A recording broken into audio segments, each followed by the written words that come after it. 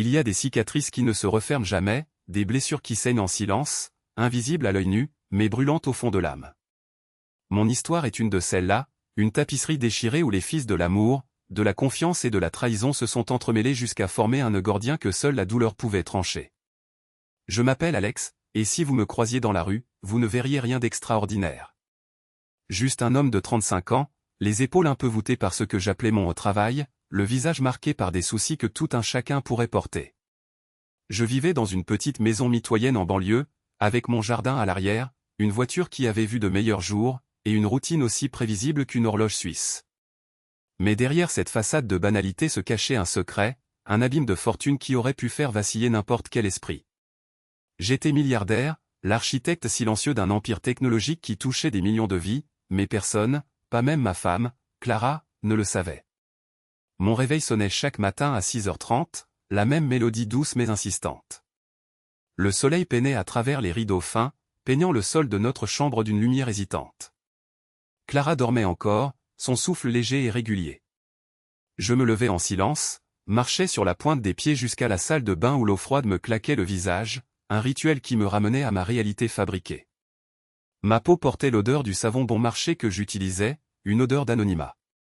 Je me rasais avec une attention méticuleuse, observant dans le miroir ce visage que j'avais sculpté pour le monde, pas trop confiant, pas trop résigné, juste ordinaire.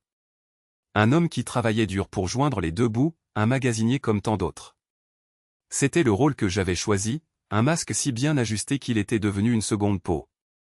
Qu'aurais-tu fait, toi, si tu avais hérité d'une fortune incommensurable, bâtie sur le labeur acharné et le génie, et que tu voulais t'assurer que ceux qui t'aimaient t'aimaient pour toi, et non pour l'éclat de ton compte en banque? C'était ma quête, mon expérience sociale grandeur nature, et ma prison dorée. Après un rapide petit déjeuner, un café noir et une tartine, je quittais la maison. Mon travail de magasinier n'était pas une farce totale.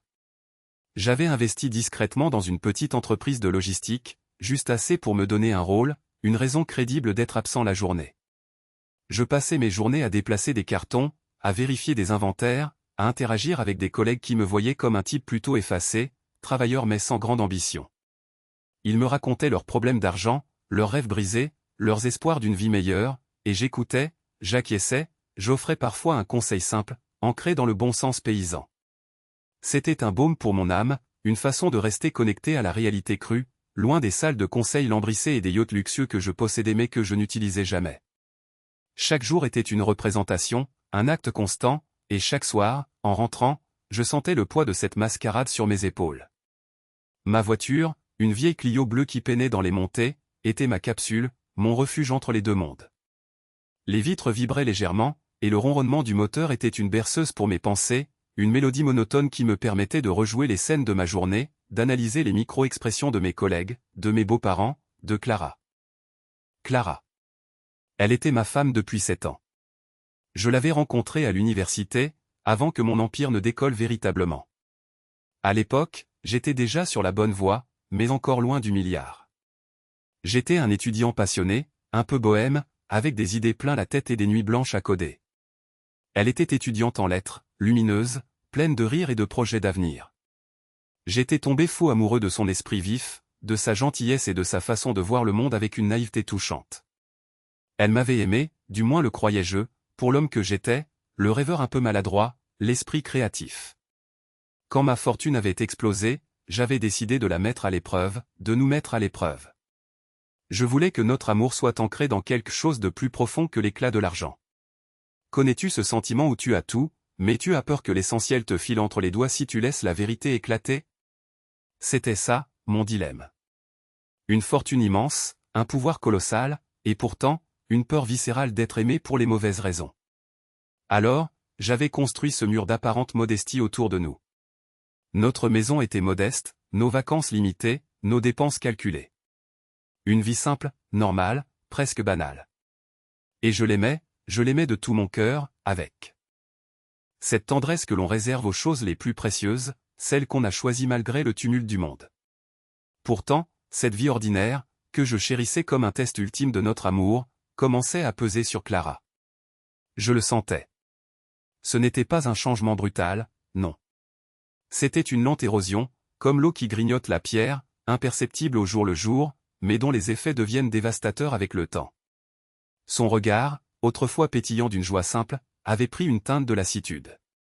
Le matin, quand je partais pour mon travail, elle me regardait souvent depuis le pas de la porte, un mug de café à la main, et son sourire n'atteignait plus ses yeux. C'était un sourire de façade, poli, presque distant. On ne parlait plus de nos rêves avec la même ferveur. Les conversations s'étaient étiolées, remplacées par des silences, des moments où elle feuilletait des magazines de décoration avec une frénésie qui me semblait nouvelle, ou passait des heures devant la télévision, les yeux rivés sur des émissions de rénovation ou de vie luxueuse, des soupirs échappant de ses lèvres. Je la voyais, la façon dont elle traînait ses pieds en rentrant des courses, la lourdeur de son sac qui n'était pas tant physique que symbolique. Elle me donnait l'impression de porter le poids du monde sur ses frêles épaules, le poids d'une vie qui, elle le pensait, aurait pu être plus brillante, plus facile. Et puis, il y avait ma belle famille. Ah, mes beaux-parents. Monsieur Dubois, le père de Clara, était un homme d'affaires à la petite semaine, fier de son maigre succès, mais toujours à l'affût d'une occasion de rabaisser ceux qu'il jugeait inférieurs. Pour lui, j'étais un échec ambulant. Un magasinier. Un homme sans ambition, sans vision, sans l'éclat qui, selon lui, devait accompagner un homme. Chaque dîner de famille était une épreuve, une longue séance d'humiliation déguisée. Alors, Alex, toujours à déplacer des cartons, lançait-il avec un rire gras qui ne portait aucune chaleur. Pas trop fatigant de rentrer à la maison et de ne rien avoir accompli de la journée? Ma sœur de Clara, Sophie, une femme au verbe acide et au regard perçant, ne manquait jamais d'en rajouter une couche. Clara, ma pauvre, comment fais-tu pour supporter ça? Moi, je ne pourrais pas vivre avec un homme qui n'aspire à rien d'autre qu'un salaire minimum.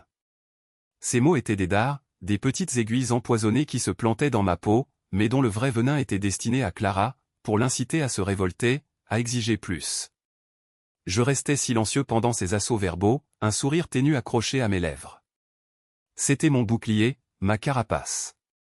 Je répondais par des hochements de tête, des oui ou des non monosyllabiques, des regards calmes qui ne laissaient transparaître aucune émotion.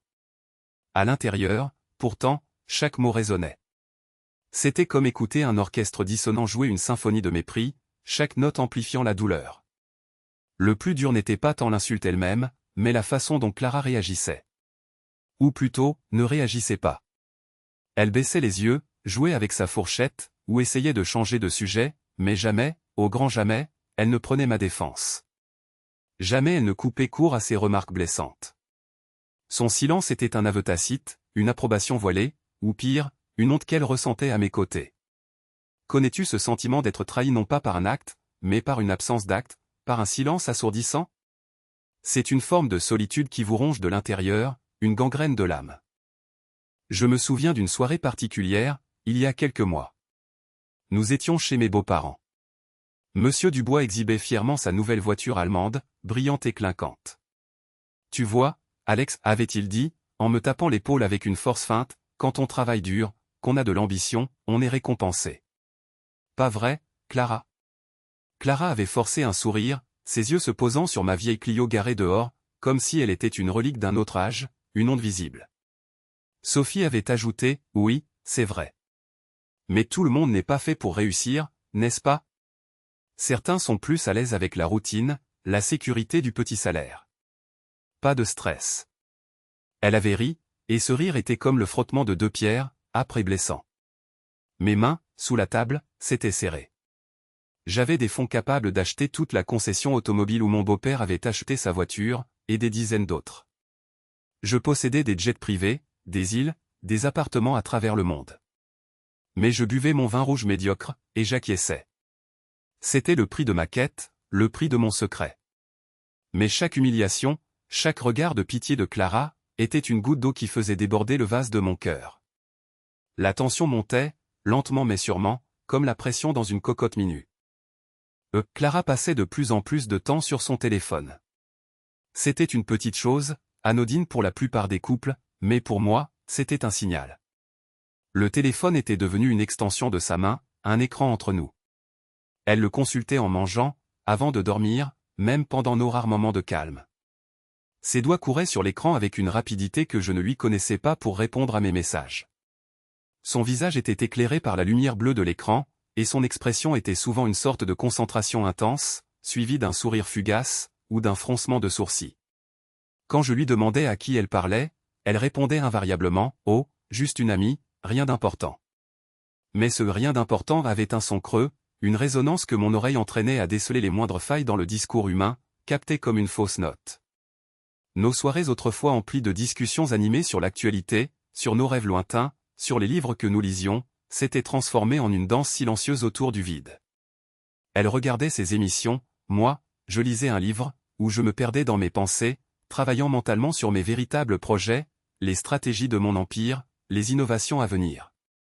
C'était une forme de déconnexion progressive, un éloignement qui ne disait pas son nom. Parfois, je tentais une approche. « Ça va, mon amour ?» Elle soupirait. « Oui, oui. Juste fatiguée. Toujours la même routine, tu sais. » Et toujours la même routine était un couteau qui s'enfonçait lentement dans ma chair. Je savais que ma routine n'était pas la sienne, que mes journées de magasinier étaient un subterfuge, mais elle ne le savait pas. Et je ne pouvais pas lui reprocher d'aspirer à plus, d'être las de cette existence modeste que je lui imposais. C'était la conséquence de mon secret, le revers de ma médaille. J'avais voulu un amour sans artifice, et je récoltais l'amertume du désenchantement. Nos moments d'intimité aussi avaient changé. Moins fréquents, moins passionnés. C'était comme si un voile s'était posé entre nous, une fine membrane qui laissait passer la lumière mais étouffait la chaleur. Les caresses étaient plus mécaniques, les baisers moins profonds. C'était devenu une obligation, un rituel à cocher, plutôt qu'une expression d'amour. Je sentais son corps se raidir parfois, son esprit ailleurs. Et je me posais des questions. Des questions que je chassais aussitôt, les repoussant dans les recoins les plus sombres de mon esprit. Non, Clara ne ferait jamais ça. Elle m'aimait. Nous avions construit tant de choses ensemble. Cette maison, ses souvenirs, même ces humiliations qu'elle subissait à mes côtés où tout cela était le ciment de notre histoire. Mais une part de moi, la part la plus pragmatique, celle qui avait bâti mon empire sur l'analyse froide des faits, commençait à murmurer. Et ces murmures, au début faibles et lointains, devenaient de plus en plus insistants, comme le bruit d'un ruisseau qui enflé se transforme en torrent. Les métaphores ne manquaient pas pour décrire mon état d'esprit à cette époque. Je me sentais comme un jongleur sur une corde raide, chaque pas calculé, chaque mouvement mesuré, avec le vertige du vide sous mes pieds et la peur constante de voir mon équilibre rompu. Ma vie était un puzzle complexe, et chaque pièce devait être parfaitement ajustée pour maintenir l'illusion. Clara était une de ces pièces maîtresses, et je sentais qu'elle commençait à vibrer, à menacer de se détacher. Notre amour, qui avait été un roc, s'effritait peu à peu, transformé en sable fin qui s'échappait entre mes doigts. Je voyais dans ses yeux l'ennui, la frustration, le désir inavoué d'une autre vie, une vie qu'elle pensait ne jamais pouvoir atteindre avec le magasinier que j'étais. Et cette vision me transperçait, car je savais que j'avais le pouvoir de lui offrir cette vie, et bien plus encore, mais ma décision de la préserver de l'influence corruptrice de l'argent m'enchaînait. C'était mon châtiment, mon calvaire silencieux. Je passais mes soirées à observer Clara, absorbée par son téléphone ou ses émissions. Je la voyais faire ses recherches en ligne, tapant frénétiquement sur son clavier, les yeux brillants d'une curiosité qui ne m'était plus destinée. Elle parlait d'amis qui voyageaient, qui changeaient de voiture, qui achetaient des maisons plus grandes. Et à chaque fois, un soupir, une comparaison implicite. Tu sais, Julie est partie en Thaïlande. Ça doit être magnifique.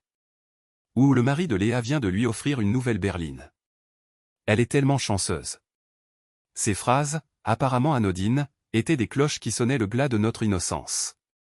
Elles n'étaient pas formulées comme des reproches directs, mais leur poids était clair, l'attente palpable.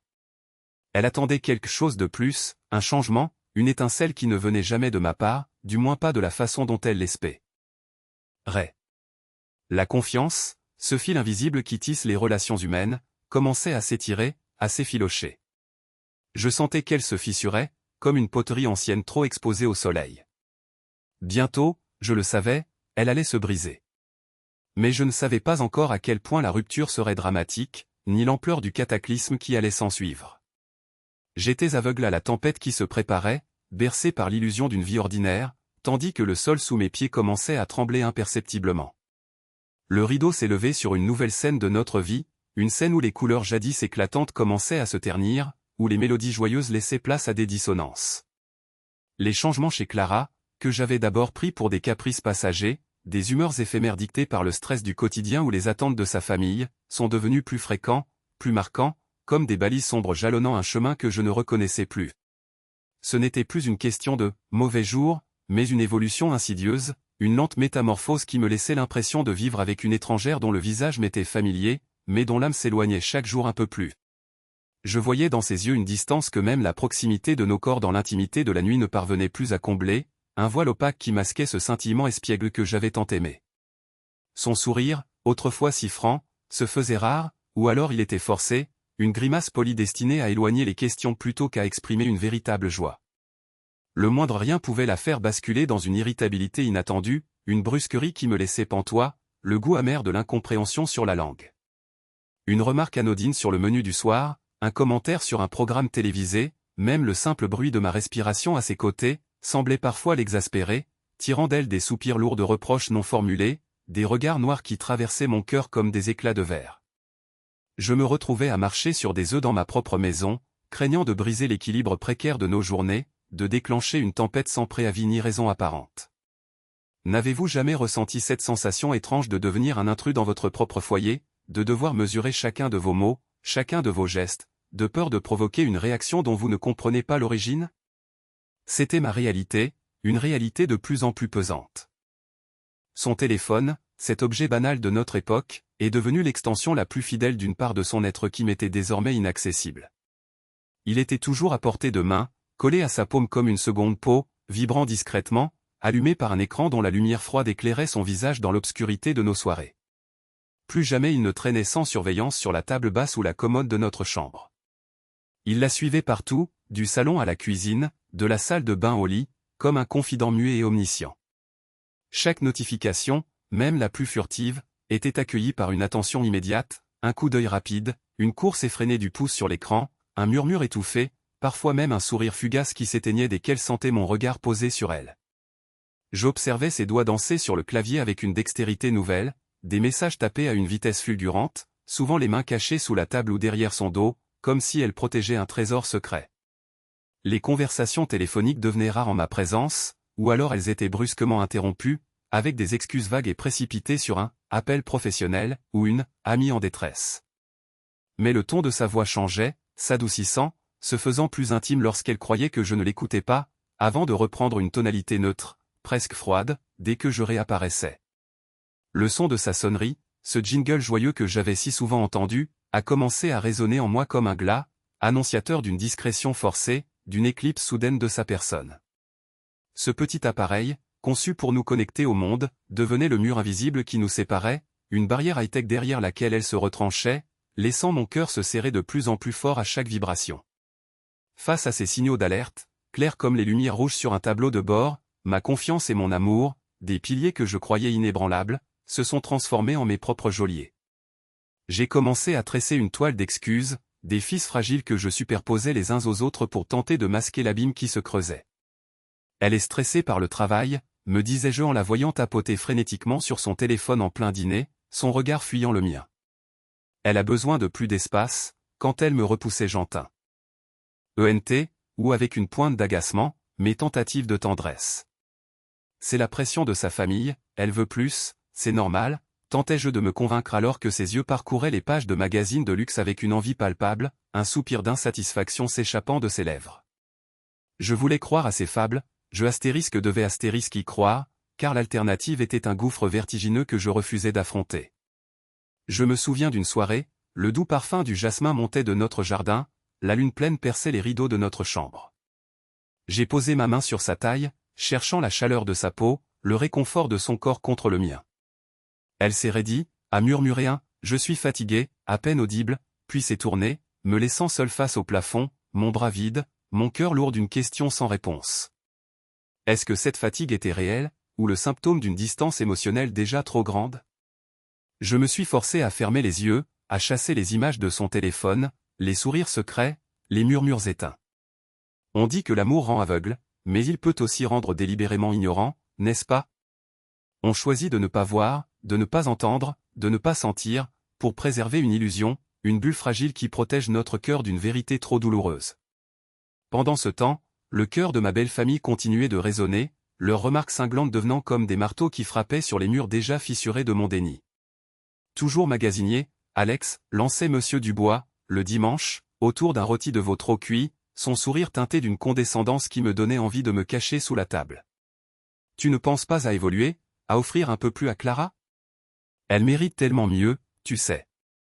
Sa sœur Sophie, les lèvres pincées, ricanait en général, hochant la tête avec une sorte de pitié mêlée de mépris.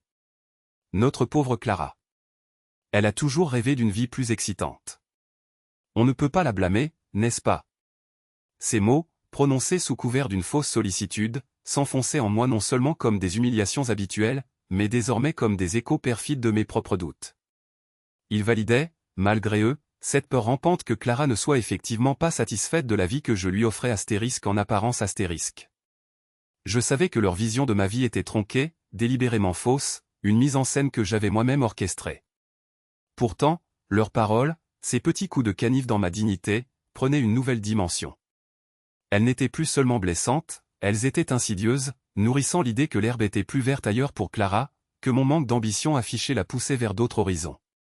Leur mépris pour le « magasinier » me rappelait constamment le fossé entre ce qu'ils pensaient que j'étais et ce que j'étais réellement, un secret qui, je le savais, ne pouvait pas durer éternellement, et qui, paradoxalement, m'empêchait de comprendre pleinement la profondeur de la détresse ou de l'impatience de Clara. Un soir, la tension s'est faite presque palpable, lourde comme l'air avant un orage d'été. Nous étions à table, le silence n'était brisé que par le léger cliquetis de nos couverts. J'avais préparé son plat préféré, un curry parfumé, espérant que la familiarité d'un moment simple et partagé pourrait dissiper un peu la froideur qui s'était installée entre nous. J'ai essayé de lui parler de ma journée, de quelques anecdotes amusantes au magasin, des histoires sans importance qui, autrefois, auraient au moins arraché un sourire, un commentaire. Mais elle ne m'écoutait qu'à moitié, ses yeux fixés sur un point invisible au-dessus de mon épaule, son assiette à peine touchée. Son téléphone, bien sûr, était posé écran vers la table, mais son regard glissait vers lui toutes les 30 secondes, comme un papillon attiré par une lumière lointaine. Puis, une question innocente de ma part sur ses projets pour le week-end, une simple tentative de planifier un moment ensemble, a suffi à faire éclater la mince pellicule de calme. « Qu'est-ce que tu veux que je fasse, Alex » a-t-elle lancé, sa voix montant d'un cran, un filet d'amertume qui n'était pas le sien. Comme d'habitude? Rester enfermé ici à regarder le mur? Ma vie n'est pas aussi passionnante que la tienne, tu sais. Le sarcasme dans sa voix, l'attaque frontale et injuste, m'a figé. Ce n'était pas la Clara douce et patiente que j'avais épousée. C'était une femme pleine de rancœur, dont les mots étaient des flèches empoisonnées, tirées d'un arc invisible. J'ai senti mon estomac se tordre, la saveur du curry devenue fade et amère. Que aurais-tu fait à ma place? Aurais-tu répliqué, cherchant à percer cette carapace d'agressivité? Ou aurais-tu, comme moi, choisi le silence, ce silence assourdissant qui est parfois la seule réponse possible face à l'incompréhension et à la douleur grandissante? Je l'ai regardé, longuement, ses traits tirés, ses lèvres fines, une expression de défi sur son visage. C'était un miroir déformant de la femme que j'aimais. J'ai tenté de recoller les morceaux, d'atteindre cette femme qui semblait si lointaine, même à quelques centimètres de moi. J'ai multiplié les petites attentions, ces gestes qui avaient toujours été le langage secret de notre amour. Des fleurs déposées sur la table de chevet, un petit mot glissé dans son sac à main, le petit déjeuner au lit le dimanche matin, des invitations pour des sorties au restaurant ou au cinéma, des moments volés pour nous retrouver, rire, nous aimer. Mais ces réactions étaient tièdes, parfois même inexistantes. Les fleurs fanaient sans être remarquées, les mots restaient sans réponse, les invitations étaient poliment déclinées, ou acceptées à contre-cœur, transformant ces moments qui auraient dû être joyeux en des épreuves, des tentatives désespérées de ma part de raviver une flamme qui semblait vaciller dangereusement. Je me sentais comme un pêcheur lançant inlassablement sa ligne dans un océan vide, sans jamais attraper le moindre signe de vie. Le plus douloureux était de voir le vide dans son regard lorsque je lui parlais de nos souvenirs, de nos débuts, de ces moments où nous étions inséparables. Elle hochait la tête, oui, elle se souvenait, mais l'éclat n'était plus là, la joie n'était plus partagée. J'avais l'impression d'évoquer des fantômes, des ombres d'un passé glorieux qu'elle avait, elle, déjà rangée au fond d'une boîte oubliée. Chaque tentative de ma part se heurtait à un mur invisible, une résistance passive qui m'épuisait, me laissait vider, l'âme à vif. Le contact physique, autrefois si naturel, est devenu une épreuve. Un baiser sur le front était accepté avec un soupir, une étreinte à la taille était rapidement relâchée. C'était comme si ma peau était devenue repoussante, mon contact, une intrusion indésirable. Le doute, ce poison lent, a commencé à s'insinuer dans chaque recoin de mon esprit, chaque pensée, chaque instant de ma journée. Il a d'abord été une petite écharde, une piqûre discrète, puis il est devenu une brûlure constante, une douleur lancinante qui ne me quittait plus. Mes nuits, autrefois paisibles, sont devenues des champs de bataille, mon sommeil, une succession de demi-veilles, peuplée de scénarios sombres et d'angoisses silencieuses. Je me réveillais en sueur, le cœur battant la chamade, l'image de son téléphone éclairant son visage dans l'obscurité, ou le son de son rire étouffé lors d'un appel nocturne, gravé dans ma rétine. Au travail, même au milieu des chiffres et des stratégies complexes de mes véritables affaires, je me surprenais à fixer le vide, l'esprit ailleurs, mes pensées tourbillonnant autour d'elle, de ces changements, de cette distance inexpliquée. Mes réunions importantes devenaient floues, mes décisions habituelles, hésitantes. J'étais un homme doublement divisé, entre ma façade de magasinier et ma réalité de milliardaire, et maintenant, entre l'homme qui aimait sa femme et l'homme qui suspectait l'impensable. La nourriture n'avait plus de saveur, les couleurs de la ville semblaient plus ternes, le chant des oiseaux le matin, moins joyeux. Le monde, autrefois vibrant, s'était paré d'un voile gris, filtrant la lumière et la joie.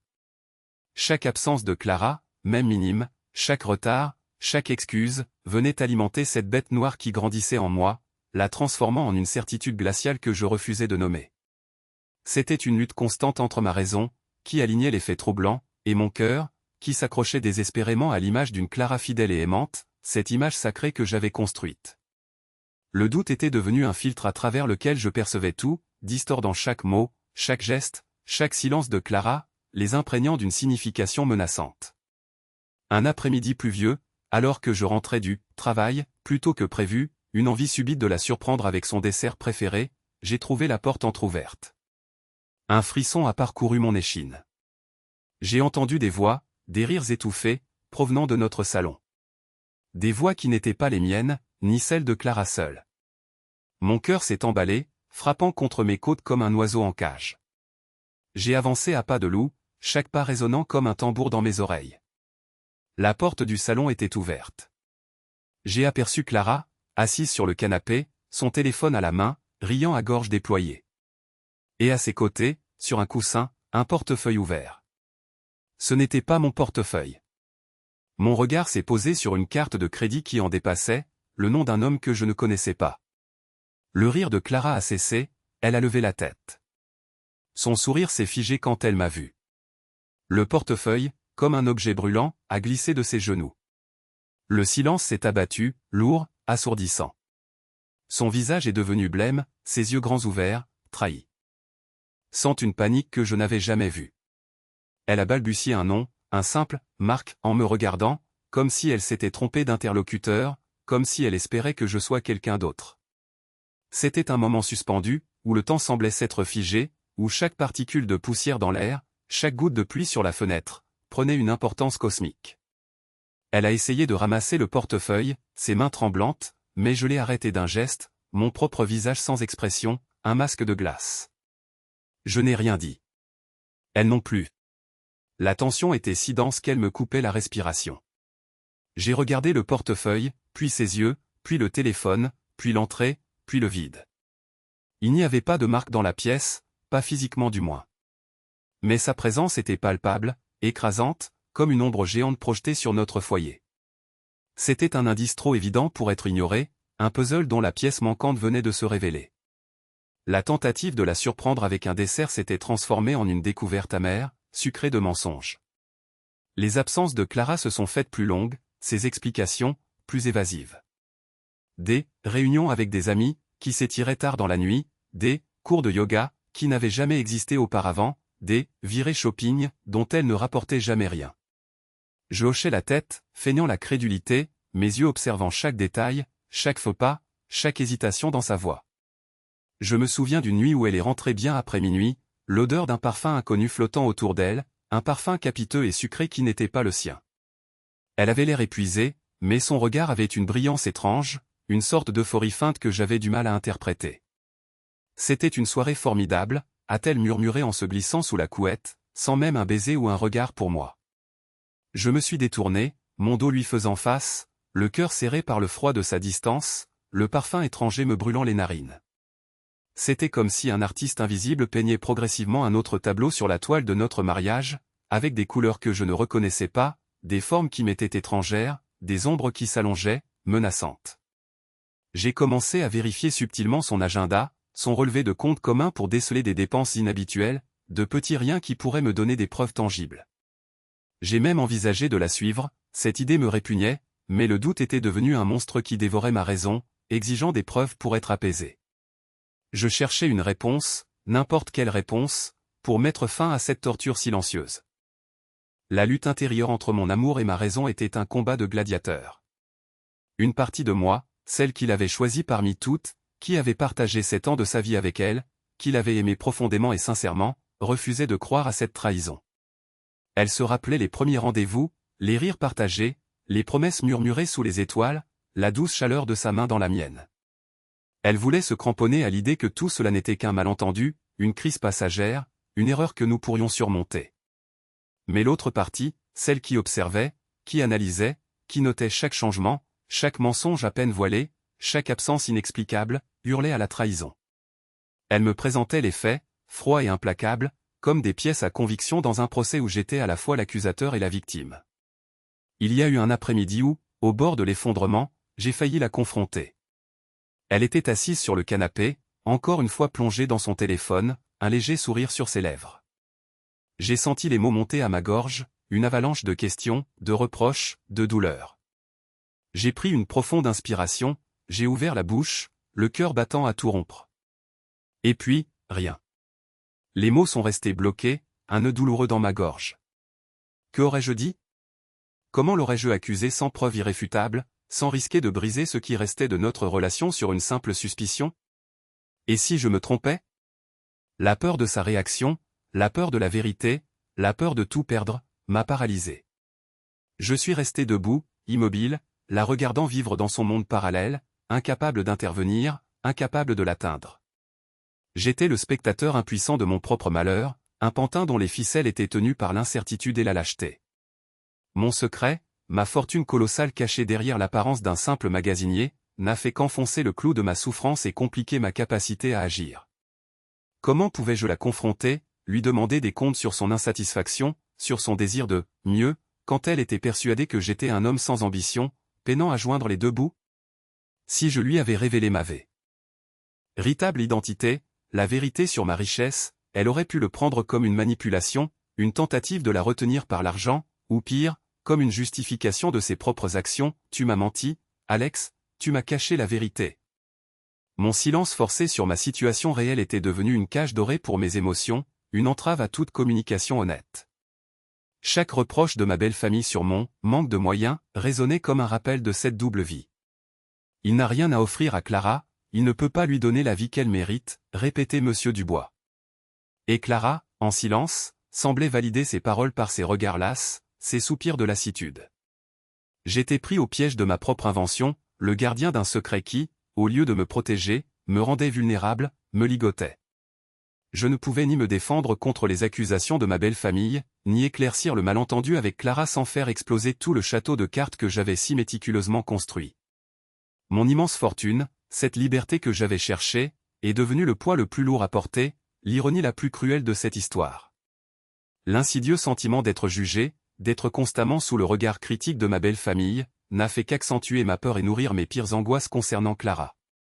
Leurs moqueries sur mon statut social apparent, leurs soupirs concernant notre modeste existence, leurs comparaisons implicites avec des hommes plus réussis de leur entourage, ces sous-entendus constants sur ce que Clara méritait vraiment, tout cela a semé en moi une graine amère. J'ai commencé à craindre, non pas qu'elle me quitte pour l'argent, mais qu'elle me quitte parce que j'étais perçu comme un échec, une déception, un poids pour elle, aux yeux de sa famille et peut-être même aux siens. Cette peur que la pression sociale, le désir de reconnaissance, le besoin d'une vie plus ostentatoire, ne la pousse dans les bras de quelqu'un qui pourrait lui offrir la façade de richesse et de succès qu'elle semblait tant convoiter.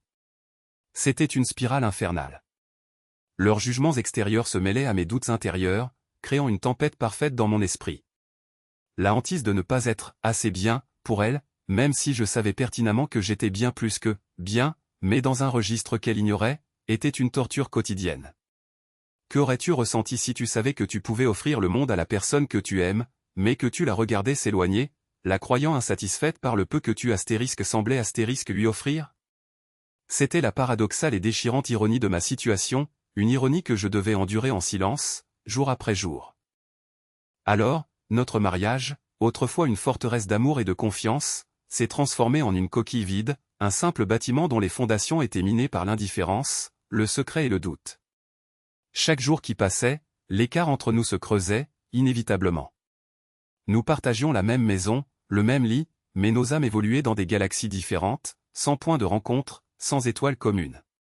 La douce chaleur de notre foyer avait laissé place à une froideur polie, une absence de contact qui était bien plus douloureuse que n'importe quelle dispute. Nous étions devenus des colocataires, des étrangers poliment cohabitants, masquant nos vérités respectives derrière des sourires forcés et des silences pesants. La trahison n'avait pas encore de visage, pas de nom, mais elle était partout, diffuse, omniprésente, comme une brume glaciale qui enveloppait chaque aspect de ma vie. Je savais que j'étais sur le point de découvrir une vérité qui allait, quoi qu'il arrive, changer ma vie à jamais. Le point de rupture n'était plus une question de « si », mais de « quand », suspendu au-dessus de nos têtes comme une épée de Damoclès, prête à tomber. Ce soir-là, l'air était plus lourd que d'habitude. Il portait le poids des attentes non dites, des jugements silencieux et de cette humiliation programmée qui semblait être le plat de résistance à chaque fois que ma belle famille daignait franchir le seuil de notre appartement. J'avais préparé les lasagnes, mon plat et signature que Clara disait aimer, mais dont j'avais la certitude qu'il serait ce soir-là une nouvelle cible de dédain. La cuisine, d'ordinaire mon sanctuaire de calme après une journée passée à entretenir mon personnage de magasinier, ressemblait à une zone de guerre psychologique. Chaque geste pour émincer les oignons, pour mélanger la béchamel, était empreint d'une tension latente, comme si je préparais non pas un repas, mais mon propre bûcher. Le parfum du basilic et de la viande mijotée peinait à masquer l'odeur métallique de l'anxiété qui me serrait la gorge. Clara, elle, avait erré dans l'appartement comme une ombre, un fantôme de son ancienne joie. Ses gestes étaient lents, forcés. Elle avait posé la table avec une précision mécanique, évitant mon regard chaque fois que je tentais de l'accrocher, un miroir brisé de notre intimité perdue. Son téléphone, comme un troisième convive, reposait sur le comptoir, son écran s'allumant parfois d'une lumière furtive qui trahissait une activité secrète. J'avais senti un gouffre s'ouvrir entre nous, un abîme que même l'odeur réconfortante du fromage gratiné ne parvenait pas à combler. Qu'aurais-tu fait, à ma place, quand tu sens que le sol se dérobe sous tes pieds, mais que tu es ligoté par des années de mensonges, aussi bienveillant soit-il à l'origine? Aurais-tu brisé le silence, risqué de tout faire exploser avant l'heure, ou aurais-tu, comme moi, laissé les événements se précipiter, espérant peut-être secrètement qu'un miracle, ou une catastrophe, viendrait remettre les pendules à l'heure? À 19h30, la sonnette retentit, un glas annonciateur.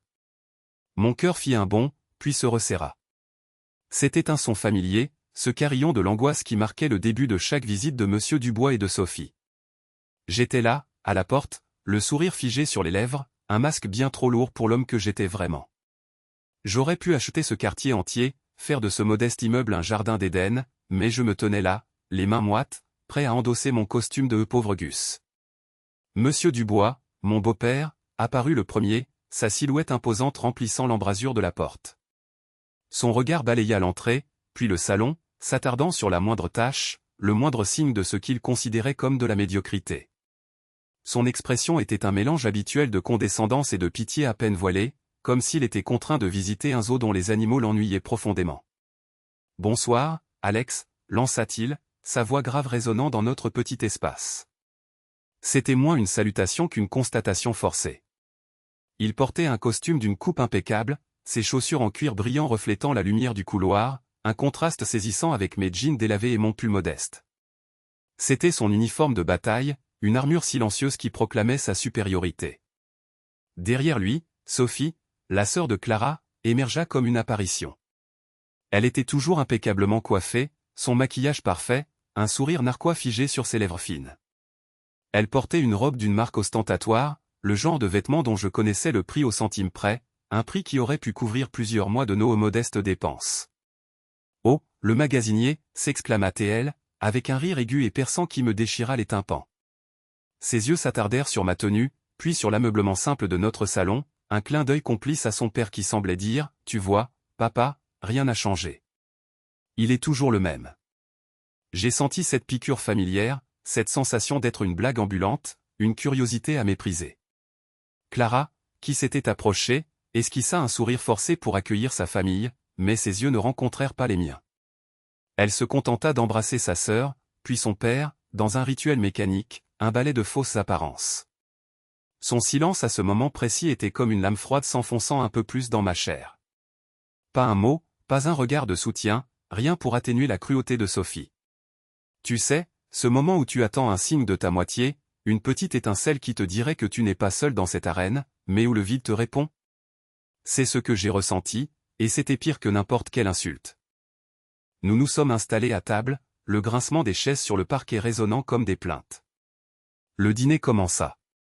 J'avais mis les lasagnes sur la table, le plat fumant, l'odeur alléchante se répandant dans la pièce. Monsieur Dubois prit une part, l'observa avec une moue dubitative. Des lasagnes, encore, dit-il, comme si c'était le plat des perdants.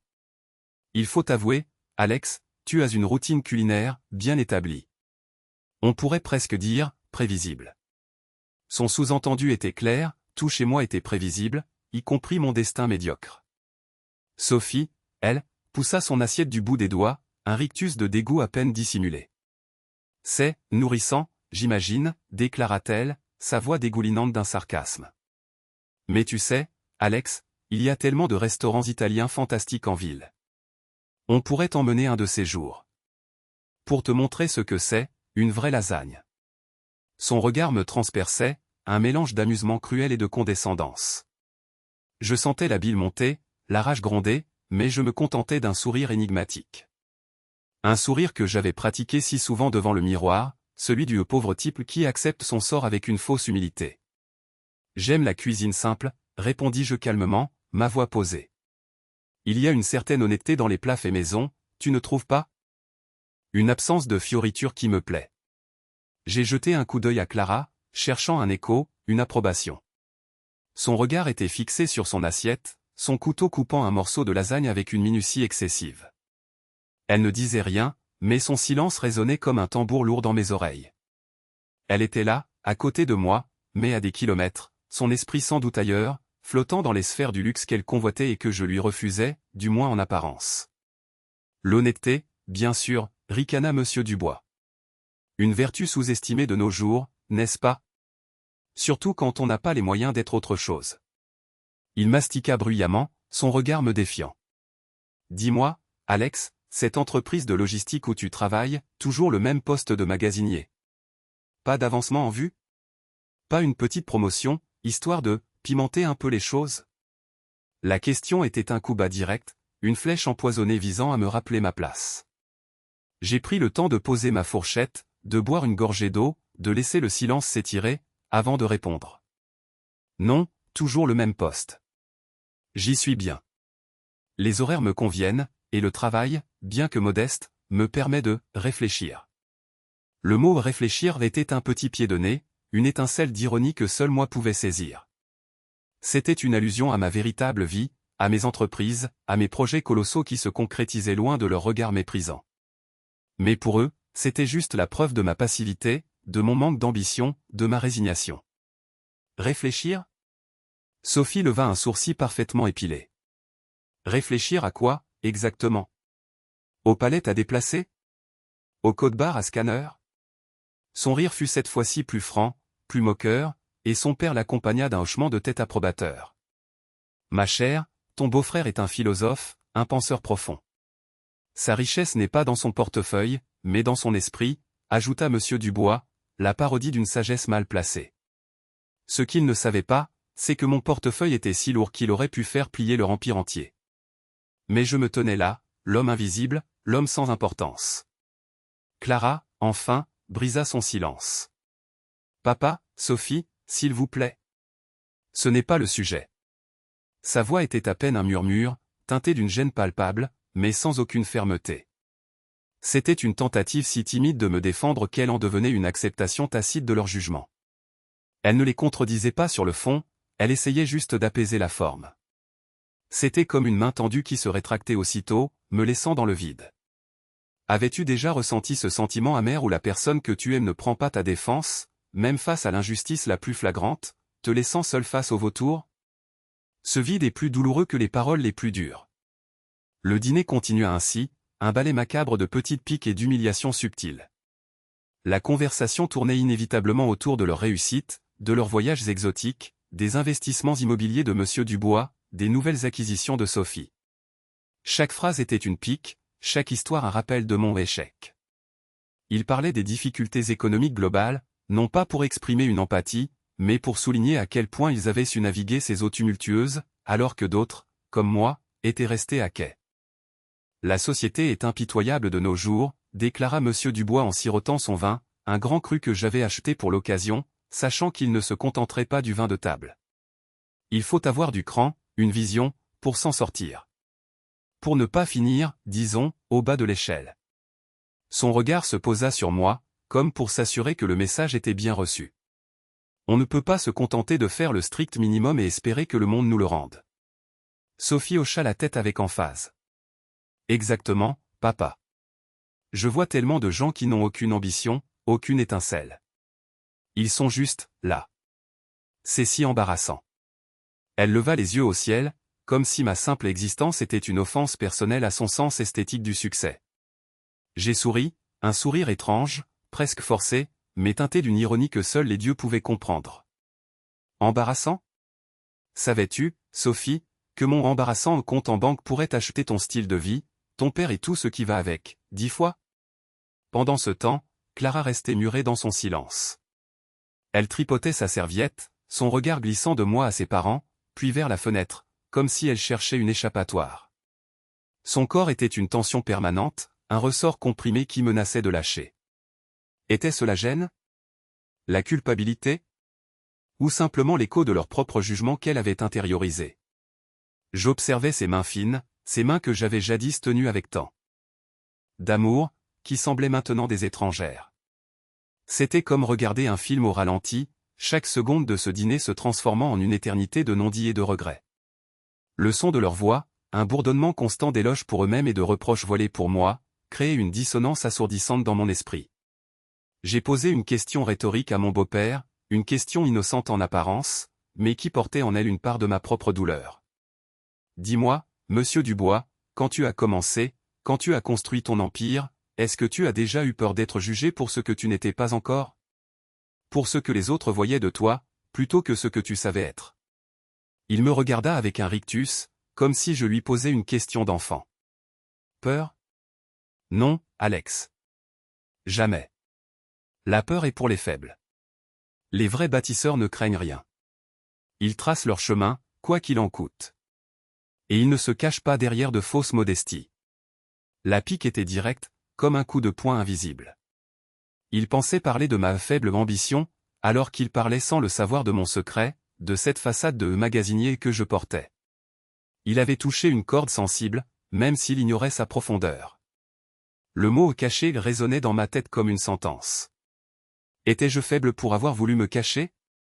Pour avoir cherché un amour pur, non entaché par la fortune? Ou étais-je un idiot, un rêveur aveugle? Le dessert arriva, une tarte aux fruits que j'avais également préparée. Sophie la scruta avec mépris. Tiens, des fruits de saison. Quelle originalité, dit-elle, se permettant une grimace. Clara, ma chérie, tu ne rêves pas d'un peu plus de fantaisie culinaire? De saveurs exotiques, d'expériences nouvelles? Elle jetait des regards entendus à sa sœur, des sous-entendus qui ne me laissaient aucun doute sur ce qu'elles attendaient de ma femme. Elles attendaient qu'elle aspire à ce plus que je, Alex le magasinier, ne pouvais visiblement pas lui offrir. Clara déglutit. C'est bon, Sophie, répondit-elle à voix basse, évitant toujours mon regard. Ses joues étaient rougies, soit par la gêne, soit par un malaise plus profond. J'ai posé ma main sur la sienne, une tentative silencieuse de réconfort, mais elle la retira aussitôt, comme si mon toucher la brûlait. Ce rejet, aussi infime soit-il, m'a transpercé. C'était une confirmation, silencieuse mais implacable, de la distance qui nous séparait désormais. Oh, je suis sûr que c'est très bon, continua Sophie, ignorant la réaction de Clara. Mais tu sais, la vie est trop courte pour se contenter du bon. Il faut viser l'exceptionnel, le sublime. N'est-ce pas, papa? Absolument, ma fille, acquiesça Monsieur Dubois. Et cela vaut pour tout, dans la vie. Les repas, les voitures, les voyages, et même les partenaires. On choisit son destin, Clara.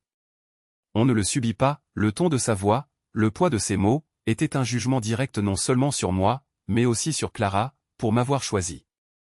C'était une invitation à la rébellion, un encouragement à l'insatisfaction qu'elle ressentait déjà. Mon sourire figé commençait à craquer. La tension dans la pièce était si épaisse qu'on aurait pu la couper au couteau. Chaque parole de mon beau-père, chaque ricanement de Sophie, était une goutte d'acide dans ma coupe. Je les regardais, ces trois personnes assises autour de ma table, trois figures d'un drame silencieux. Monsieur Dubois, l'architecte de l'humiliation. Sophie, son zélote enthousiaste. Et Clara, l'observatrice passive, le miroir brisé de mon amour. Le poids de leur mépris, allié au silence de Clara, était une charge insoutenable. Mon cœur battait la chamade, non pas de colère, mais d'une tristesse infinie. Cette scène, je l'avais jouée tant de fois. Ces mots, je les avais entendus tant de fois. Mais cette fois-ci, quelque chose était différent. La présence de ce portefeuille, la froideur de Clara, le doute qui s'était installé en moi comme un parasite, rendait chaque insulte plus cinglante, chaque silence plus assourdissant. J'ai repensé à toutes les nuits blanches, aux questions sans réponse, aux signes que j'avais si désespérément essayé d'ignorer. Ce dîner n'était pas seulement une humiliation, c'était une confirmation. Une confirmation que Clara n'était plus à mes côtés, qu'elle était déjà de l'autre côté du miroir, de ce miroir de l'apparence et du luxe qu'elle convoitait. Mon secret, la raison même de cette vie modeste, avait créé un fossé non seulement entre Clara et le monde, mais aussi entre elle et moi. J'avais voulu un amour sans condition, sans l'ombre de la fortune, et j'avais récolté le mépris et l'indifférence. La télévision, allumée en arrière-plan à faible volume, diffusait des informations. Un bruit de fond que personne n'écoutait vraiment, une mélodie lointaine dans ce concert de jugement. C'était la seule chose qui me reliait, de loin, à ma véritable existence, à mon empire, à ma force. Le reste n'était qu'un jeu d'ombre, un rôle que je jouais pour des spectateurs ingrats. Le repas touchait à sa fin, mais l'amertume, elle, ne faisait que commencer. Le café fut servi, noir et fort, comme l'était la tension palpable dans l'air. Les conversations reprirent, mais le ton restait le même, empreint de cette condescendance glaciale qui me rongeait à petit feu. Sophie se plaignait du service de son dernier vol en première classe, Monsieur Dubois discutait des dernières fluctuations boursières qu'il avait anticipées, toujours avec ce sous-entendu que seuls les élus comme lui pouvaient comprendre le monde de la finance. Tu sais, Alex, lança Sophie, avec un sourire en coin. J'ai vu Clara se promener l'autre jour avec un homme. Il avait l'air, plutôt bien, je dois dire. Un homme qui semble savoir ce qu'il veut, tu vois. Le message était clair, un couteau dans le dos, en plein milieu de ce repas de famille. Mon sang se glaça. Clara, enfin, leva les yeux, la panique dans le regard. Sophie, s'écria-t-elle, sa voix cette fois un peu plus forte, empreinte d'une urgence que je n'avais pas vue de la soirée. Monsieur Dubois haussa les épaules. Quoi, ma chérie? Sophie n'a fait que constater. Il n'y a rien de mal à admirer les gens qui réussissent, n'est-ce pas, Alex? Il me fixait, son regard perçant, cherchant une réaction, une faiblesse. Mais je me contentais de mon sourire énigmatique. Mon cœur battait la chamade, mais mon visage restait de marbre. Ce n'était plus un dîner, c'était une scène de tribunal, et j'étais l'accusé, jugé non pas pour un crime, mais pour mon apparente insuffisance. La flèche de Sophie avait touché sa cible, et le venin se répandait dans mes veines. C'était la confirmation que j'attendais, ou plutôt, que je redoutais. C'est juste un ami, dit Clara à voix basse, évitant mon regard, mais la conviction manquait à sa voix. La peur dans ses yeux était indubitable. Elle essayait de réparer, de dissimuler, mais c'était trop tard. Le verre était dans le fruit, et l'odeur amère de la trahison commençait à se répandre dans la pièce, masquant l'odeur des lasagnes et de la tarte aux fruits. J'ai repensé à ce portefeuille, à cette carte d'identité, à l'odeur de parfum sur l'oreiller. Tout se connectait, pièce par pièce, dans une image horrible et implacable. Et je savais, à cet instant précis, que le point de non-retour était tout proche. Ce dîner, cette farce macabre, était le prélude à une catastrophe que je sentais inévitable. La pièce était une prison, leur voix les barreaux, et le silence de Clara, la clé que j'avais laissée tomber. L'assiette devant moi, à moitié vide de poulet rôti et de pommes de terre, était devenu un champ de bataille silencieux, un reflet du chaos qui bouillonnait en moi. Les paroles de Sophie, lancées avec cette pointe d'amusement cruel, résonnaient encore dans l'air, des aiguilles acérées s'enfonçant sous ma peau. Il n'y a pas que toi qui as des surprises dans la vie, Alex. Certains savent mieux profiter de l'instant présent, n'est-ce pas, Clara? Elle avait articulé le nom de ma femme avec une emphase que je n'avais jamais entendue, un venin sucré qui me disait tout sans rien dire. Le regard de Clara, qui jusqu'alors avait navigué entre son assiette et le vide, s'était figé, une peur panique traversant ses yeux avant qu'elle ne la masque derrière une grimace contrainte. Mon cœur, lui, avait répondu par un coup sourd, un avertissement. C'était donc ça. Le voile fin que j'avais si désespérément maintenu, cette fragile illusion de bonheur conjugal, venait de s'effilocher. Monsieur Dubois, mon beau-père, ne s'était même pas aperçu de la tension palpable. Il était trop occupé à se servir un autre verre de vin, son visage rougi par l'alcool et la satisfaction de m'avoir une fois de plus rabaissé. Enfin, Sophie, laisse-le tranquille. Il fait de son mieux, n'est-ce pas, Alex? Un magasinier, ça n'a pas beaucoup d'occasion de s'amuser. C'est une vie prévisible, stable, comme un bon vieux piquet de clôture. Il avait ri à sa propre blague, un rire gras et résonnant qui me frappait de plein fouet. Clara avait forcé un petit rire, un son sec et dénué de joie, qui s'était éteint presque instantanément. J'avais levé mes yeux vers elle, un appel silencieux. Mais elle avait baissé le sien, incapable de soutenir mon regard. Voyez-vous, je l'aimais, même à cet instant, même face à ce silence complice. Qu'est-ce que l'amour, sinon une acceptation aveugle des faiblesses de l'autre, un espoir insensé que le meilleur finira par l'emporter? Mais à ce moment-là, j'étais juste un homme qui voyait son monde s'effondrer, brique par brique.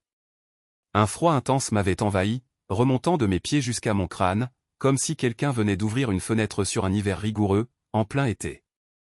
Mes mains, posées sur mes genoux sous la table, s'étaient crispées, mes ongles s'enfonçant dans ma chair.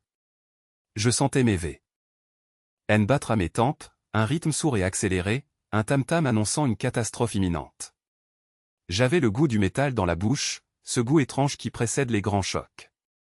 Mon esprit, d'ordinaire si vif, si apte à anticiper les mouvements des marchés financiers ou les prochaines avancées technologiques, était étrangement lent, comme englué dans une mélasse de douleur. La conversation avait repris son cours habituel, un flot ininterrompu de critiques sur ma personne, sur ma prétendue incapacité à fournir une vie digne à leur fille. Tu sais, Alex, avec Clara, on s'attendait à autre chose. Une ambition, un projet. Pas juste empiler des cartons dans un entrepôt. C'est un peu étouffant, non, avait lancé Sophie, en faisant une moue dédaigneuse. Elle jouait avec ses cheveux, un tic qu'elle avait quand elle se sentait supérieure. Monsieur Dubois avait renchéri, il faut viser plus haut dans la vie. Surtout pour une fille comme Clara, qui a toujours été habituée à un certain standing. Il avait fait un geste vague de la main, comme s'il balayait ma misérable existence d'un revers de la main. Je les écoutais, et pourtant, je ne les écoutais plus vraiment. Leurs voix n'étaient plus que des murmures lointains, des bruits parasites dans le brouillard qui s'épaississait autour de moi. Tout mon être était tendu, comme une corde de violon sur le point de rompre. Mes yeux scrutaient Clara, cherchant la moindre fissure dans son masque, la moindre étincelle de regret, de honte, ou même de compassion. Mais il n'y avait rien. Seulement cette distance, ce mur invisible qu'elle avait érigé entre nous au fil des mois, et qui, maintenant, me semblait aussi solide qu'une forteresse. Elle tripotait sa serviette en tissu, ses doigts fins et nerveux trahissant une agitation intérieure qu'elle ne parvenait plus à contenir. Elle ne m'avait pas défendu, pas astérisque vraiment astérisque. Elle n'avait jamais pris mon parti. Ce silence-là était la vraie trahison, bien avant l'autre. Ne comprenez-vous pas le poids d'un silence, lorsqu'il est l'absence de soutien, la négation de votre valeur aux yeux de ceux qui devraient vous aimer? C'est alors que le son, faible au début, puis de plus en plus distinct, avait percé le vacarme de leurs reproches et de ma propre souffrance intérieure. La sonnette. Un son banal, si ordinaire, et pourtant, à cet instant précis, elle avait résonné comme un gong funèbre, annonçant le dernier acte d'une pièce dont j'étais l'unique spectateur conscient du drame à venir. Mon beau-père, agacé par cette interruption, avait marmonné quelque chose sur les importuns et s'était levé lourdement, sa chaise grinçant sur le carrelage. Qui est-ce encore à cette heure-ci, avait-il grogné, déjà sur le chemin de la porte d'entrée. Sophie, elle, avait juste levé les yeux au ciel, l'air exaspéré. Clara, en revanche, avait tressailli. Ses yeux s'étaient agrandis, ses joues avaient perdu toute couleur, et elle s'était raidie sur sa chaise, comme une statue figée par l'horreur. Je l'avais regardée. J'avais astérisque su astérisque. Mon instinct, cette boussole interne qui m'avait guidé à travers les jungles de la finance et les sables mouvants de la technologie, me hurlait la vérité. Ce n'était pas une visite anodine. Ce n'était pas le voisin. C'était astérisque lui astérisque. L'homme du portefeuille, l'homme de l'odeur, l'homme des silences de Clara. Une vague de nausée m'avait submergé. J'avais senti mes mains trembler légèrement. La pièce semblait rétrécir, les murs se refermaient sur moi. Le temps s'était distendu, chaque seconde s'étirant en une éternité douloureuse. Mon beau-père avait ouvert la porte. J'avais entendu un brouhaha, des voix étouffées, puis une voix masculine s'était élevée, distincte, assurée, remplie d'une arrogance que j'avais déjà perçue dans mes cauchemars. « Clara. Je savais que tu étais là. On doit parler. » C'était Marc.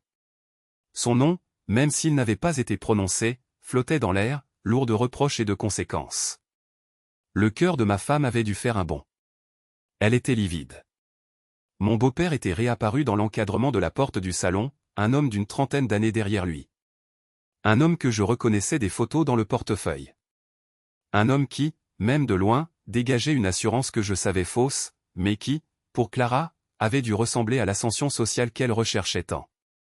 Ses cheveux étaient gominés, son costume un peu trop brillant, son sourire forcé. Mon beau-père, d'abord interloqué, avait commencé à bredouiller, « Mais, monsieur, qui êtes-vous ? » « C'est un dîner de famille. » Marc, car c'était bien lui, avait balayé mon beau-père d'un regard dédaigneux. Il avait avancé d'un pas, ses yeux rivés sur Clara. Son visage était tendu, ses mâchoires serrées. « Clara, je t'ai appelé 100 fois. Tu ne peux pas me faire ça. On avait dit que tu le quittais ce soir. » Ces mots avaient transpercé le silence du salon, des flèches empoisonnées plantées dans le cœur de l'illusion. Q.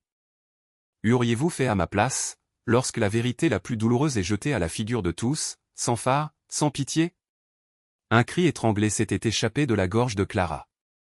Elle avait porté ses mains à sa bouche, ses yeux emplis d'une terreur indescriptible, sa vie se brisant sous le poids de la révélation. Sophie avait lâché un petit rire nerveux, d'abord incrédule, puis teinté d'une curiosité malsaine. Monsieur Dubois, quant à lui, était resté bouche bée, son verre de vin à moitié rempli suspendu dans les airs.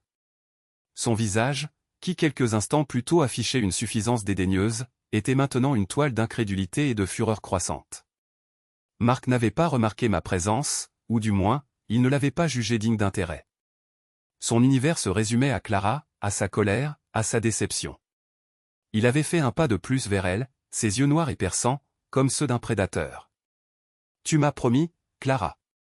Tu m'as dit que ce n'était qu'un raté. Un magasinier. Que tu méritais mieux. » Le mot « magasinier » était tombé de ses lèvres avec un dégoût si prononcé qu'il avait résonné dans la pièce, amplifié par les paroles récentes de mon beau-père. La confirmation publique de l'humiliation, le couteau tordu dans la plaie déjà béante. Clara s'était levée d'un bond, sa chaise basculant en arrière avec fracas. « Marc. Tais-toi. » Non, avait-elle hurlé, ses mains tremblantes agitées dans l'air, comme si elle tentait de repousser des mots devenus tangibles. Ses yeux avaient croisé les miens, un instant fugace où j'avais lu de la honte, oui, mais surtout de la panique. Elle était prise au piège, exposée, et la culpabilité de sa trahison venait d'exploser au visage de sa famille, de moi. Monsieur Dubois, le visage cramoisi, avait enfin réagi. Quoi? Qu'est-ce que c'est que ce cirque? Clara, c'est qui, cet individu? Il s'était retourné vers Marc, prêt à en découdre, son autorité paternelle mise à mal par cette intrusion scandaleuse. Sophie, elle, s'était contentée de regarder la scène, un sourire de fascination morbide sur les lèvres, savourant chaque instant de ce mélodrame. Elle l'avait toujours vu comme sa rivale, et la chute de Clara était sans doute pour elle un moment de pur délice. Et moi? Qu'est-ce que je faisais au milieu de ce chaos? J'étais là, assis, un sourire étrange collé sur mes lèvres, un sourire qui ne traduisait ni la joie, ni la colère, mais une étrange et douloureuse résignation. C'était le sourire de celui qui sait, qui a toujours su, et qui voit enfin ses pires craintes confirmées de la manière la plus brutale qui soit. Une partie de moi se sentait soulagée. Le mensonge était tombé. Le fardeau de la suspicion s'était envolé, remplacé par la certitude glaciale de la trahison. C'est comme si un grand barrage que j'avais construit pour contenir mes doutes venait de céder, et l'eau sombre de la vérité se déversait, balayant tout sur son passage. Le tumulte montait. Monsieur Dubois était maintenant face à Marc, le poussant. « Sortez de chez moi, espèce d'impudent. » Marc, lui, fixait Clara, ignorant le père, l'amant furieux. « Tu m'as mené en bateau. Tu m'as fait croire que tu l'aimais pas. Que tu étais malheureuse avec ton magasinier. » La scène était d'un grotesque absolu, une pièce de théâtre minable jouée dans mon propre salon, avec ma propre vie comme enjeu. C'est à ce moment précis, comme si le destin, avec un sens de la mise en scène macabre, avait décidé d'ajouter une couche supplémentaire d'ironie et de choc, que la télévision, restée allumée en arrière-plan avec un volume bas sur une chaîne d'information continue, s'est emballée. Une musique d'alerte, reconnaissable entre mille, avait éclaté, plus forte que les vociférations de Marc et de Monsieur Dubois, plus forte que le sang qui pulsait dans mes oreilles. L'écran, qui affichait jusque-là un programme sans grand intérêt, avait viré au bleu, puis des titres à défilement rapide avaient surgi, annonçant une « rupture d'édition spéciale ». Tout le monde s'est tu, surpris par ce son strident. Les yeux, d'abord rivés sur le triangle amoureux qui se déchirait, s'étaient tournés vers le poste de télévision, comme hypnotisés. La voix d'une présentatrice, grave et posée, a retenti, coupant court à toute autre tentative de discussion. Nous interrompons nos programmes pour une information de dernière minute. Le monde de la technologie est en ébullition ce soir. Ces mots, d'abord incompréhensibles dans le brouhaha de mes propres pensées, avaient commencé à percer, à prendre sens. Nous venons d'apprendre que le mystérieux PDG de la firme Linovtech, la société à l'origine des récentes avancées révolutionnaires en intelligence artificielle et en énergie renouvelable, a décidé de lever le voile sur son identité. J'avais senti une étrange dissociation. Mon corps était là, assis à table, les yeux posés sur l'écran, mais mon esprit flottait au-dessus, observant la scène avec une clarté effrayante. Je voyais les visages de ma belle famille, celui de Marc, celui de Clara, tous tournés vers la télé, leurs bouches légèrement entr'ouvertes, leurs yeux rivés sur les images qui défilaient.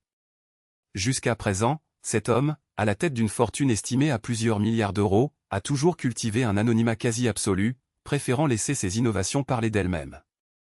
La présentatrice avait fait une pause dramatique, son regard perçant la caméra. Mais ce soir, c'est une nouvelle page qui se tourne.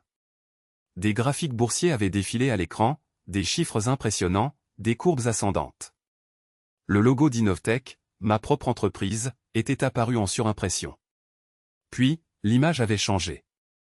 Un portrait avait surgi sur l'écran, un cliché officiel, sérieux, tiré d'un événement de presse très restreint auquel j'avais assisté il y a quelques mois, une image que je pensais bien garder. Un homme regardait droit devant lui, le visage calme, les yeux vifs, l'air pensif. Un homme d'affaires. Un innovateur.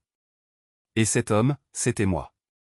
Une image agrandie de mon visage, le même visage qui était là, dans ce salon modeste, éclairé par la lumière tamisée de ma salle à manger, celui que mes beaux-parents dénigraient depuis des années. La voix de la présentatrice avait continué, maintenant presque triomphante. Et c'est avec une immense surprise que nous vous révélons l'identité de cet homme d'influence. Il s'agit d'Alexandre Dubois. Elle avait prononcé mon nom, mais avait utilisé mon nom de famille complet, que ma belle famille ne m'appelait jamais, préférant le diminutif Alex ou le dédaigneux le magasinier. Ce génie visionnaire, a seulement 35 ans, et non seulement le cerveau derrière Innovtech, mais également le bienfaiteur secret de nombreuses initiatives caritatives et le propriétaire de plusieurs entreprises mondiales dans les secteurs de l'énergie verte et de la robotique. Le silence qui s'était abattu dans le salon était si profond qu'on aurait pu entendre une épingle tomber. C'était un silence d'outre-tombe, un silence épais, lourd de stupéfaction, d'incrédulité, et d'horreur. Tous les yeux s'étaient détournés de la télévision, lentement, laborieusement, comme si leur cou était devenu de plomb, pour se poser sur moi.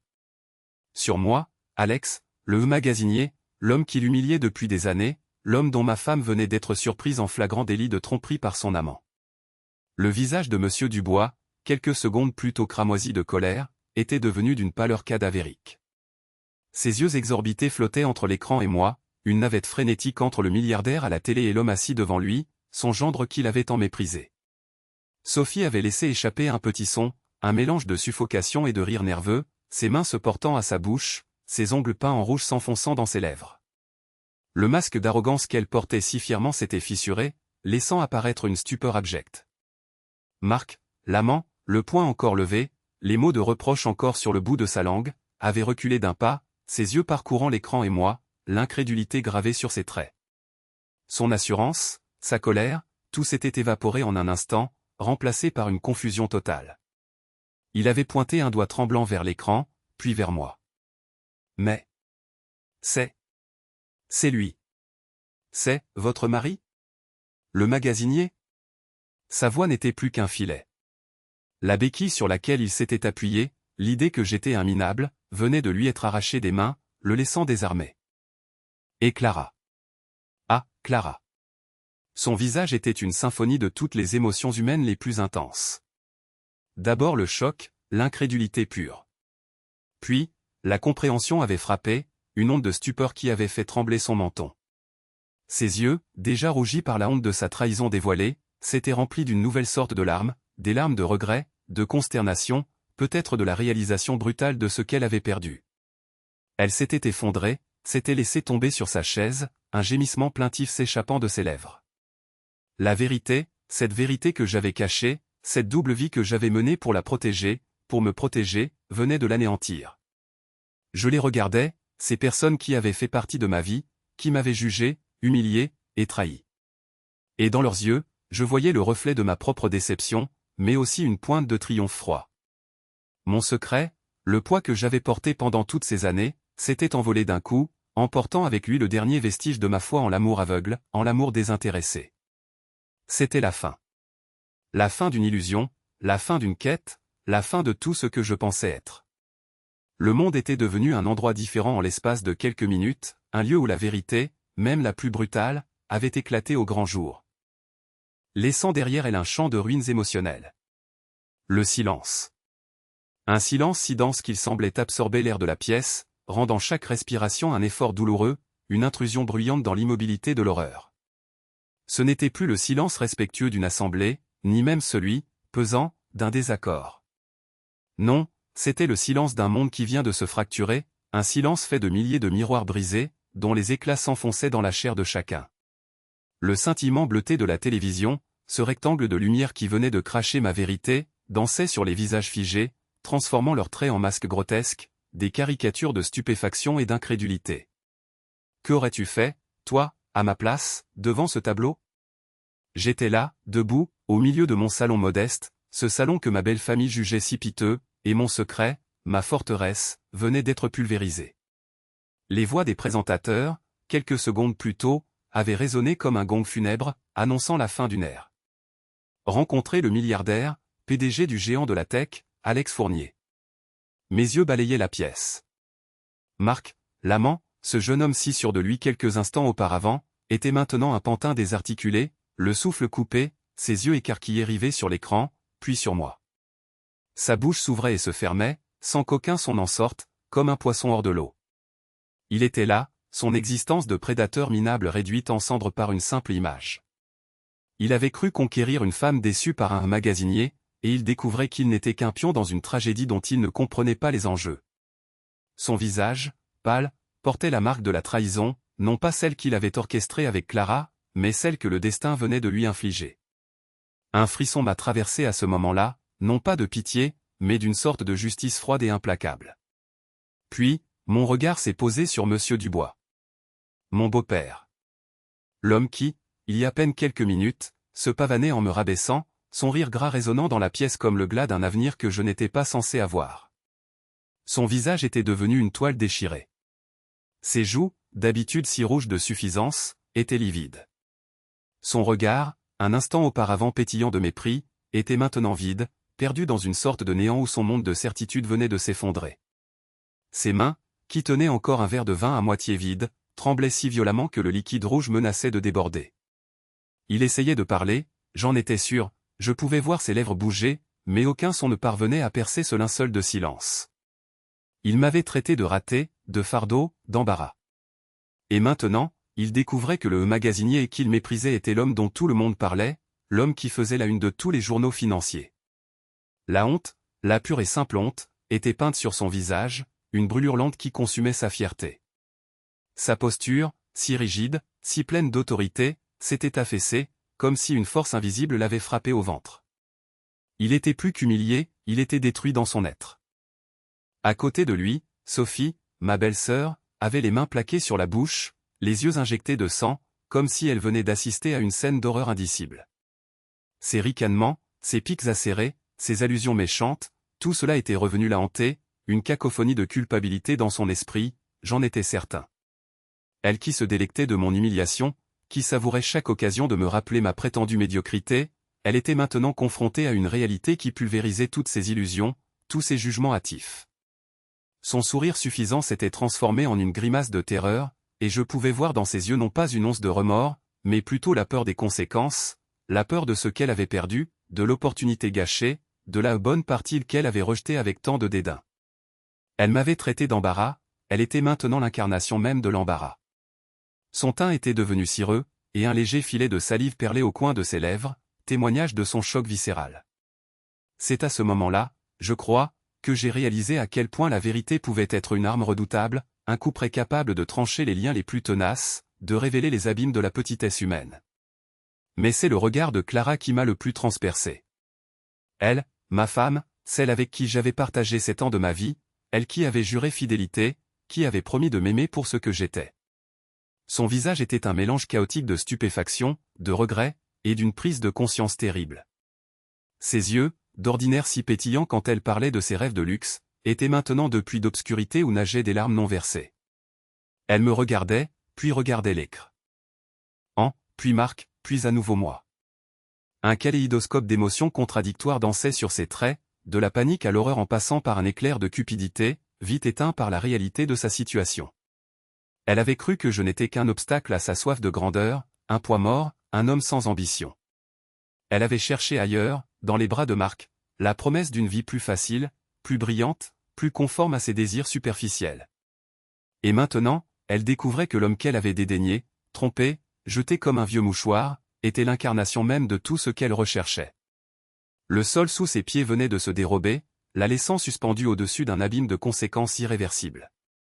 La douleur que je lisais dans son regard n'était pas celle du cœur brisé, mais celle de la perte, de l'erreur monumentale qu'elle venait de commettre. C'était la douleur de la femme qui réalise qu'elle a vendu son âme pour des miettes, alors qu'un banquet l'attendait. Et cette compréhension, cette lucidité brutale, était pour elle une punition bien plus terrible que n'importe quelle colère que j'aurais pu lui exprimer. J'ai brisé le silence. Ma voix, étonnamment calme, presque monocorde, a traversé l'air gelé. Alors, c'est cela, n'est-ce pas, Clara? Ce n'était pas une question, mais une affirmation. Un constat. Un dernier point d'orgue à la symphonie amère de notre vie. Elle a tressailli, comme électrocutée par le son de ma voix. Son corps s'est affaissé sur la chaise, ses mains rejoignant son visage, comme pour cacher la vérité qu'elle ne pouvait plus supporter. Monsieur Dubois a finalement trouvé sa voix, un filet rauque, presque inaudible. Alex? C'est une blague? Une sorte de canular? Il essayait de se raccrocher à n'importe quelle bouée de sauvetage pour échapper à cette réalité insoutenable. Son esprit, habitué à la simplicité des catégories, ne pouvait pas concevoir cette dualité. Un magasinier milliardaire? C'était une hérésie. C'était briser toutes les règles qu'il avait toujours suivies, toutes les échelles de valeur qu'il avait chéries.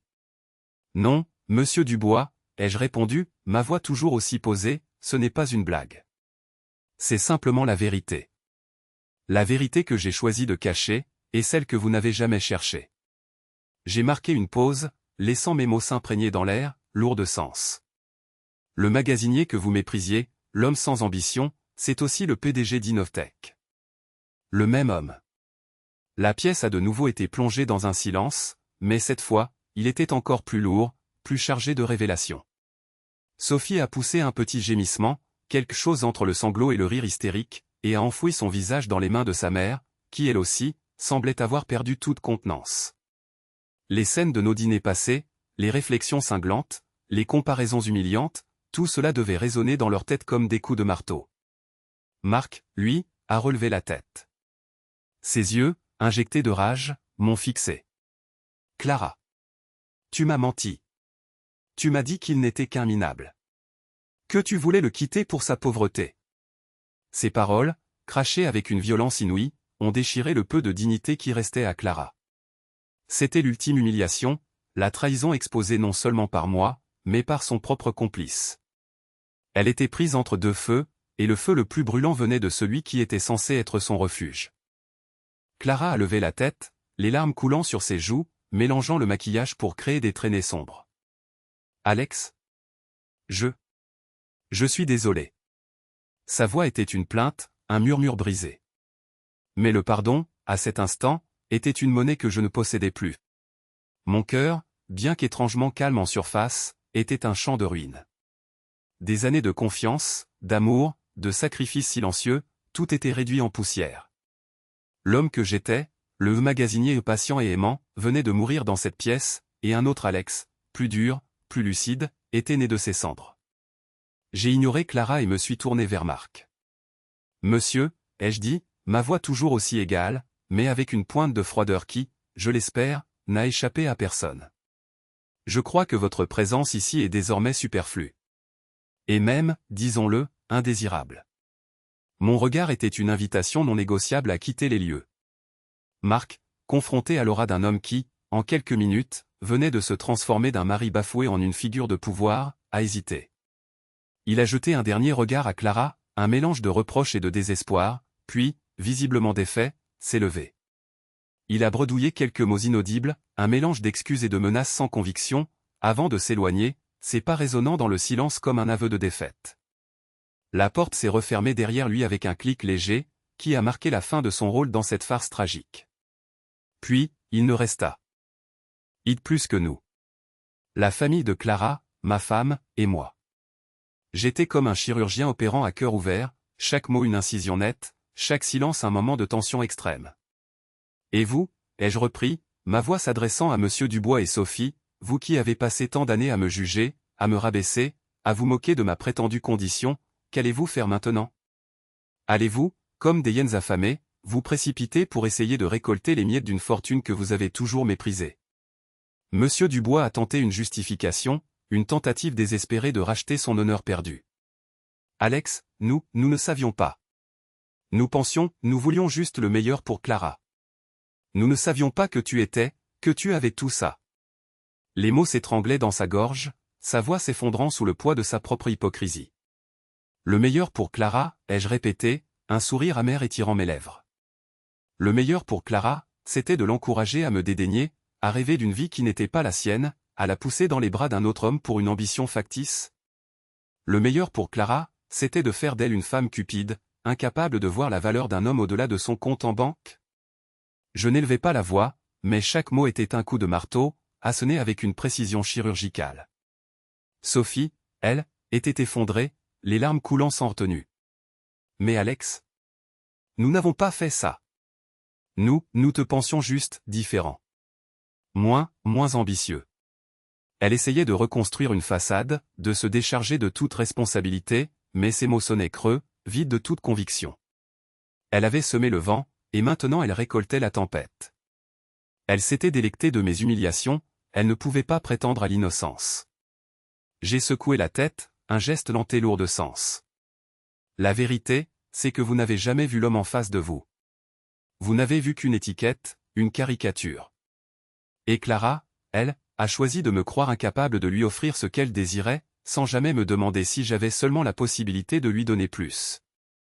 Elle a choisi la facilité, la trahison, au lieu de la confiance et de la communication.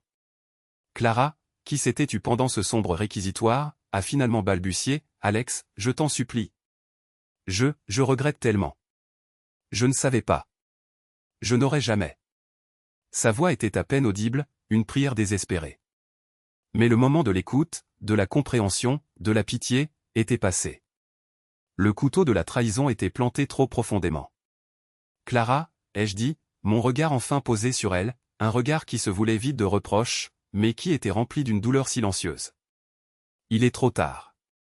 Les mots que tu prononces maintenant sont comme des feuilles mortes emportées par le vent. Ils n'ont plus de substance, plus de poids. Tu as fait tes choix. Tu as choisi de croire ce que tes yeux voulaient voir, ce que tes désirs voulaient te faire croire.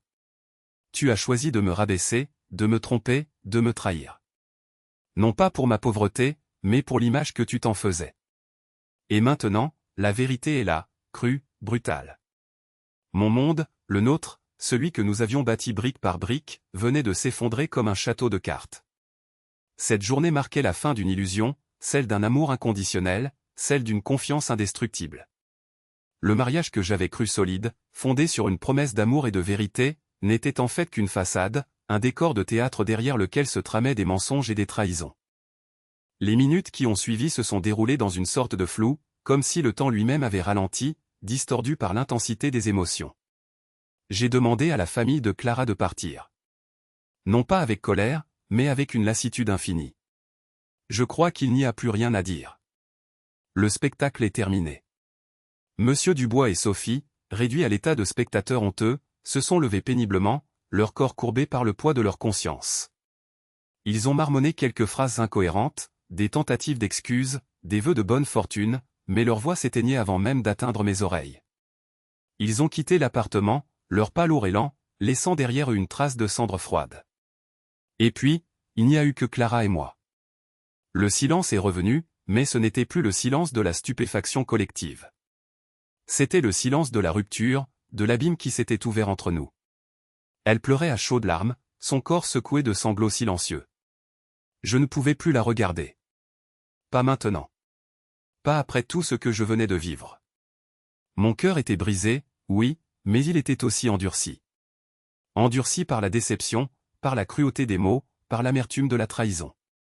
Je crois que nous avons besoin d'espace, Clara, ai-je finalement. T'es murmuré, ma voix toujours aussi posée, mais remplie d'une tristesse infinie. Beaucoup d'espace.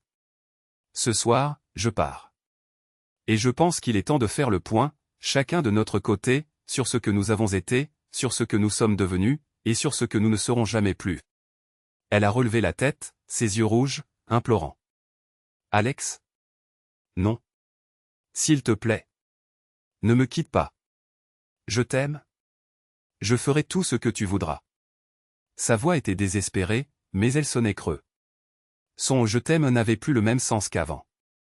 Il était teinté de regret, de panique, de peur de la solitude et de la perte. Il était un aveu d'échec, pas une déclaration d'amour. Je sais que tu diras ça maintenant, Clara, ai-je répondu, un soupir s'échappant de ma poitrine. Mais tu n'as pas aimé l'homme que tu croyais connaître. Et tu n'as pas aimé l'homme que j'étais vraiment. Tu as aimé une idée, une façade, une opportunité que tu as cherchée ailleurs. Et cet homme, l'Alex d'aujourd'hui, celui que tu viens de découvrir, ne peut plus te faire confiance. J'ai pris mes clés, mon portefeuille, mon téléphone. Juste l'essentiel. Pas le luxe, pas les symboles de ma fortune. Juste les objets du quotidien du magasinier.